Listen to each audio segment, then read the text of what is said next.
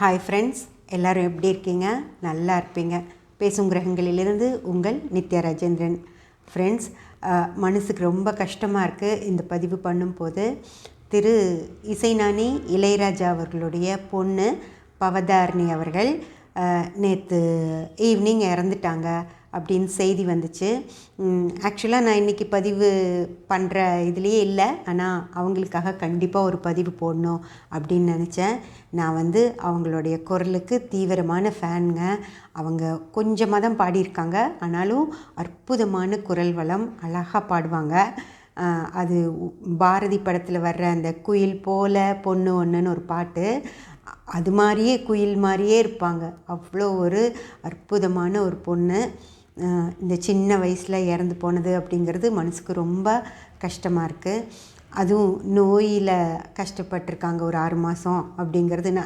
நான் டிவியில் இப்போ சொன்னதை வச்சு தான் சொல்கிறேன். அவங்க சிறுநீரக புற்றுநோய் காரணமாக இறந்துட்டாங்க அப்படின்னு சொன்னாங்க. அது கேட்டு ரொம்ப மனசுக்கு சங்கடமாக இருந்துச்சு.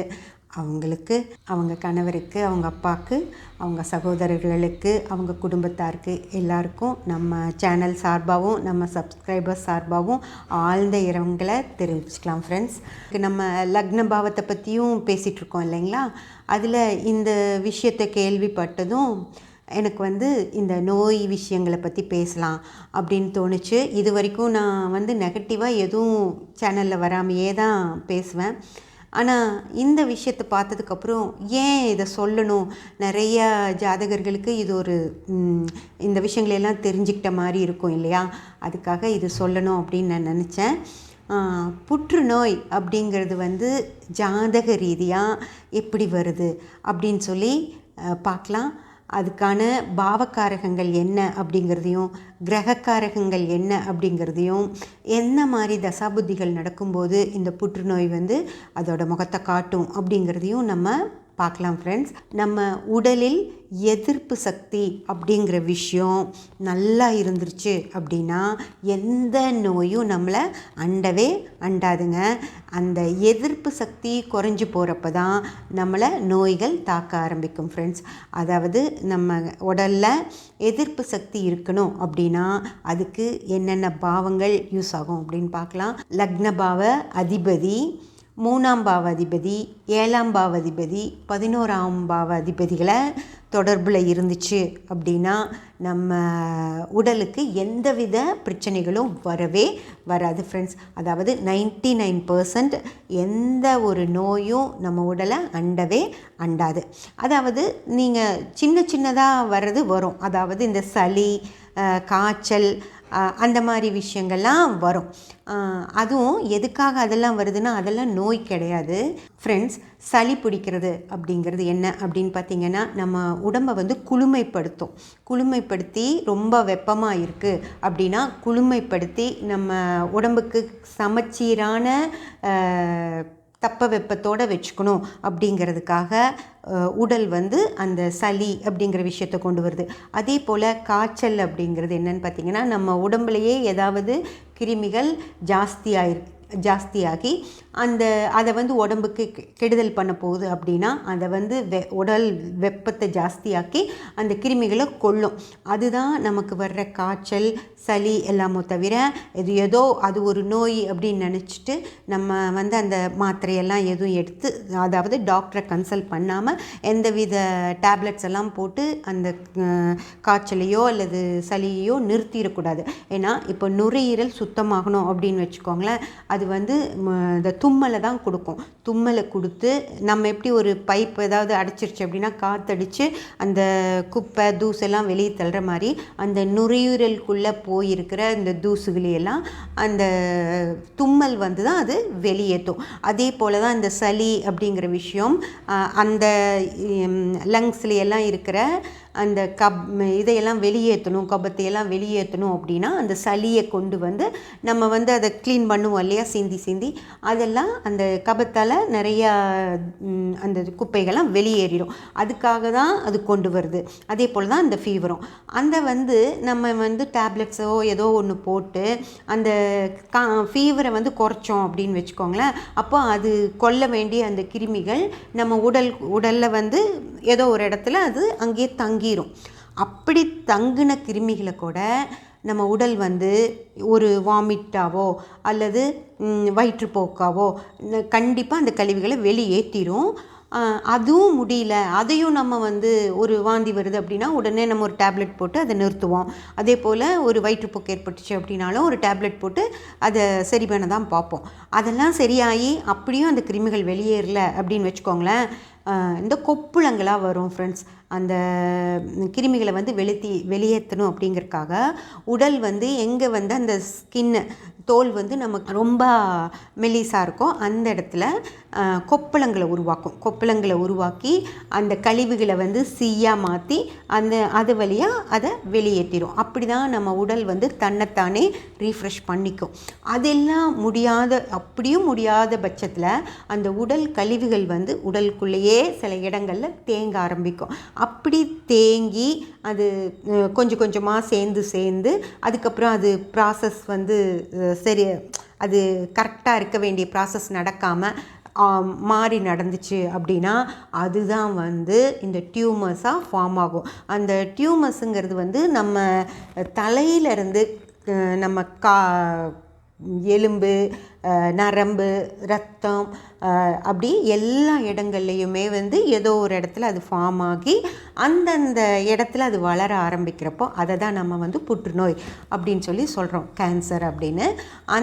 இதுதான் ஃபார்மேஷன். இது வந்து உடலே ஏதோ ஒரு இடத்துல தனக்கு ஆகாத விஷயங்களை வெளியேற்றுறதுக்காக செய்கிற விஷயந்தான். இந்த விஷயத்தில் வந்து இப்போ நம்ம ஆப்ரேஷன் பண்ணி எந்த இடத்துல அந்த டியூமர் இருக்கோ அதை வந்து நம்ம வெளியே எடுத்துருவோம். அப்படி எடுத்ததும் திரும்பிய உடல் நல்லபடியாக சரியாகி நல்லாயிடும். சில டியூமர்ஸ் வந்து நம்ம ஆப்ரேஷன் பண்ணி எடுத்ததுக்கப்புறமும் திரும்பவும் வந்து வளர ஆரம்பிக்கும். அதுவும் செகண்ட் பீரியட் இருக்கும், 6 வருஷமோ என்னமோ திரும்பவும் கழித்து அவங்க டாக்டர்ஸ் வந்து அதையும் வந்து செக் பண்ணிகிட்டே இருங்க, அதுக்கப்புறம் அப்படி இருந்துச்சுன்னா அப்படின்னா திரும்பவும் அதை எடுத்துடலாம் அப்படிங்கிற மாதிரியெல்லாம் டாக்டர்ஸ் சொல்லுவாங்க. இதுதான் வந்து புற்றுநோய் அப்படிங்கிற விஷயத்தோட ப்ராசஸ். இது ஏன் இது மாதிரியெல்லாம் வருது, இது மாதிரி வராமல் இருக்கணும் அப்படின்னா நம்ம ஜாதகத்தில் எந்த மாதிரியெல்லாம் இருக்கணும் அப்படின்னு தான் நம்ம இப்போ பார்க்குறோம். ஃப்ரெண்ட்ஸ், இப்போ நான் சொன்ன மாதிரி லக்ன பாவம் அப்படிங்கிறது தான் ரொம்ப ரொம்ப ரொம்ப முக்கியமான விஷயம் எல்லா நோய்களுக்குமே. இப்போது கேன்சர் மட்டும் இல்லை, எந்த நோயாக இருந்தாலும் அந்த நோய் வந்து வராமல் தடுக்கணும் அப்படின்னா நம்ம லக்ன பாவம், லக்ன அதிபதி, 3ஆம் பாவதிபதி, 7ஆம் பாவதிபதி, 11ஆம் பாவதிபதி, இந்த 3 பாவங்களுடைய அதிபதிகளோட நல்ல தொடர்பில் இருந்துச்சு அப்படின்னா உங்களுக்கு எந்தவித உடல் பாதிப்புகளும் வரவே வராது ஃப்ரெண்ட்ஸ். அதுவும் 99% எந்தவித உடல் பாதிப்புகளும் வரவே வராதுங்க.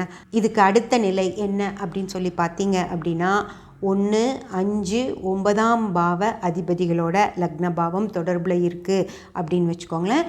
அப்போவும் உங்களுக்கு பெரிய அளவில் எதுவும் வராது. அதாவது இயற்கையாக அந்த நோய் வந்து உங்களுக்கே தெரியாமல், இப்போ தெரியாமல் தான் அந்த பிரச்சனைகள் எல்லாம் வருது இல்லைங்களா, உங்களுக்கே தெரியாமல் அந்த உடலுக்குள்ளே அந்த நோய் வந்துடும். அதுக்கு தான் உடல் எதிர்ப்பு சக்தி அப்படிங்கிறது 3, 7, 11ஆம் பாவ அதிபதிகளோட தொடர்பில் இருக்கணும் அப்படின்னு சொன்னேன். இந்த 1, 5, 9ஆம் பாவ அதிபதிகளோட தொடர்பில் இருந்தாலும் இந்த நோய் வந்து வராது.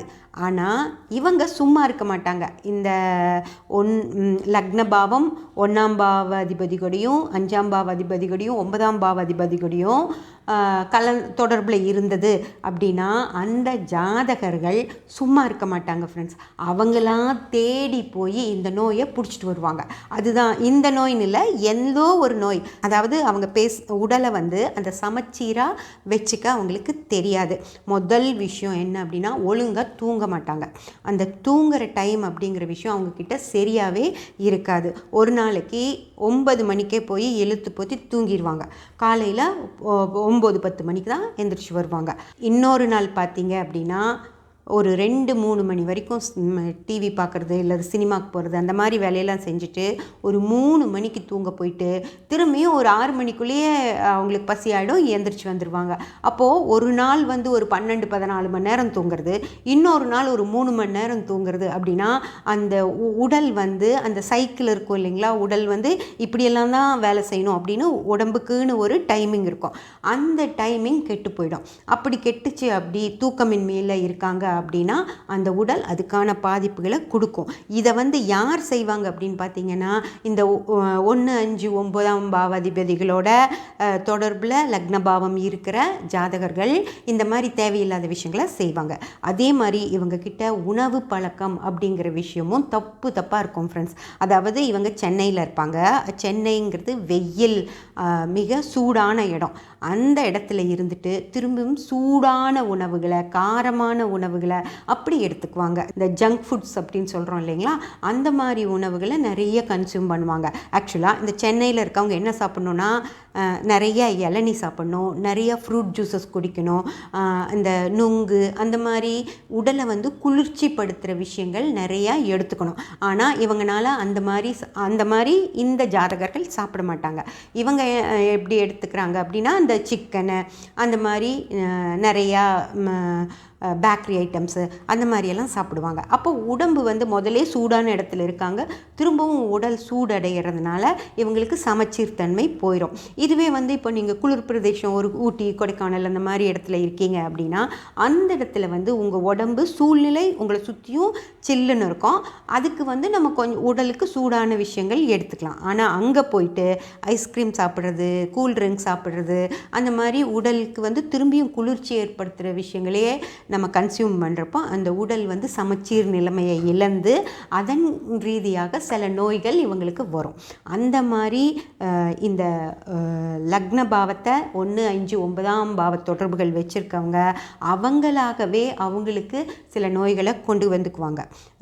அதுதான் வந்து இவங்களோட பிரச்சனையாக இருக்கும். உடம்பு வந்து நல்லாயிருக்கும், நோய் எதிர்ப்பு சக்தி அப்படிங்கிறதும் இருக்கும். ஆனால் இந்த ஜாதகர்கள் செய்கிற சில தவறுகளால் அவங்க உடம்பு கெட்டு போயிடும் ஃப்ரெண்ட்ஸ். இது நான் உணவுக்கு அதுக்கு மட்டும் சொல்லலை, இன்னும் நிறைய விஷயங்களை இவங்க கன்சியூம் பண்ணுவாங்க. இவங்க வந்து ஜாலி பர்சன்ஸாக இருப்பாங்க, நிறையா ட்ரிங்க்ஸ் சாப்பிடுவாங்க, நிறையா நான் வெஜிடேரியன் சாப்பிடுவாங்க. அப்புறம் இந்த எக்ஸ்ட்ரா கரிக்குலர் அப்படின்னு சொல்லி நிறையா கேம்ஸு விளையாடுறது, அதாவது உடல் உழைப்பு தேவையே இல்லாத இடத்துலையெல்லாம் உடல் உழைப்பை எல்லாம் கொட்டி அவங்களோட எனர்ஜி எல்லாம் வீக் பண்ணிக்குவாங்க. அப்புறம் இந்த என்னால் அது செய்ய முடியும், என்னால் இது செய்ய முடியும்னு சொல்லிட்டு கஷ்டமான டாஸ்கெல்லாம் எடுத்து செஞ்சு அந்த முட்டி வலி அந்த மாதிரி விஷயங்களையெல்லாம் இவங்களாவே கொண்டு வந்துக்குவாங்க. அது லக்ன அதிபதி, 1ஆம் பாவ அதிபதி, 5ஆம் பாவ அதிபதி, 9ஆம் பாவ அதிபதி இவங்களோட தொடர்பில் இருந்தார் அப்படின்னா இவங்க இந்த மாதிரியான பிரச்சனைகளையெல்லாம் செய்வாங்க. அதே போல் இந்த 9ஆம் பாவ அதிபதி கூட தொடர்பில் இருக்கப்போ பாரம்பரிய நோய்கள் அப்படிங்கிற அவங்களுடைய அப்பா அம்மா தாத்தா வழி சொந்தங்கள், இந்த பக்கம் அம்மா வழி சொந்தங்கள் அவங்கக்கிட்ட இருந்து வர்ற பாரம்பரிய நோய்களும் இந்த மாதிரி ஜாதகர்களுக்கு வந்து சேரும். அதனால் இந்த மாதிரி தொடர்புகள் லக்னபாவம் வச்சுருக்கிறவங்க ரொம்ப பத்திரமாக அவங்க உடலை பார்த்துக்கணும் ஃப்ரெண்ட்ஸ். ஓகே ஃப்ரெண்ட்ஸ், இந்த மாதிரி பவதாரணி அவர்கள் இறந்த இந்த துயர சம்பவ நடந்ததுனால நம்ம வந்து இந்த ஜாதக ரீதியாக புற்றுநோய் அப்படிங்கிற விஷயங்கள்லாம் என்ன அப்படின்னு பார்க்க நினச்சோம். ஆனால் பேசினதுக்கப்புறம் தான் தெரியுது நிறைய விஷயங்கள் இருக்குது இதில். இன்னும் அடுத்தடுத்த பதிவுகள்லேயும் நம்ம இந்த நோய்க்காரகங்கள் மற்றும் புற்றுநோய் ஏன் எப்படி வருது, அதோட பாவக்காரகங்கள், கிரகக்காரகங்கள் எல்லாமே நம்ம பார்க்கலாம். சப்ஸ்கிரைப் பண்ணி பெல் பட்டன் ப்ரெஸ் பண்ணி வச்சுக்கோங்க. அப்போ தான் நான் போடுற எல்லா பதிவுகளும் உங்களுக்கு கிடைக்கும். லைக் பண்ணி ஷேர் பண்ணி கமெண்ட் பண்ணிங்கன்னா எனக்கு சப்போர்ட்டிவாக இருக்கும். Thank you friends.